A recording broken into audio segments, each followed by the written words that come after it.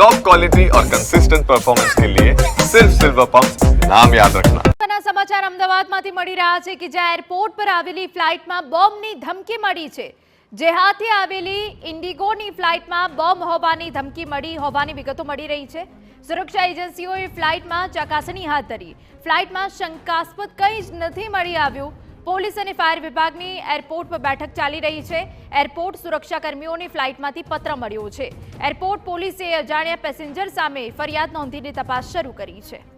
સંવાદદાતા હરીન વધુ વિગતે વાત કરવા જોડાયા છે। હરીન, પૂરી વિગત। બિલકુલ, ફ્લાઇટમાં બોમ્બ હોવાનો જે અજાણ્યો પત્ર મળ્યો હતો, ધમકીભર્યો પત્ર, એરપોર્ટ સુરક્ષા કર્મીઓ છે તેને આ પત્ર મળ્યો હોવાનું સામે આવ્યું છે, જેને લઈને પોલીસ, સ્થાનિક પોલીસ, ફાયર સહિતની ટીમો અને અલગ અલગ એજન્સીઓ એરપોર્ટ પહોંચી હતી। જોકે ફ્લાઇટમાં તમામ ચેકિંગ કરવામાં આવ્યું હતું, પરંતુ કોઈ શંકાસ્પદ વસ્તુ મળી આવી નથી। જોકે તમામ પેસેન્જરો ઉતરી ગયા બાદ જે છે આ સમાચાર મળ્યા હતા, પત્ર મળ્યો હતો, એટલે હવે એરપોર્ટ પોલીસ દ્વારા અજાણ્યા પેસેન્જર વિરુદ્ધ છે તે ફરિયાદ નોંધવાની તજવીજ શરૂ કરવામાં આવી છે। જી બિલકુલ, આભાર। તો જેદાહથી આવેલી ઇન્ડિગોની ફ્લાઇટમાં બોમ્બ હોવાની ધમકી છે, જો કે સુરક્ષા એજન્સીઓએ ફ્લાઇટમાં ચકાસણી હાથ ધરી છે। અત્યાર સુધી કંઈ પણ શંકાસ્પદ વસ્તુ નથી મળી આવી।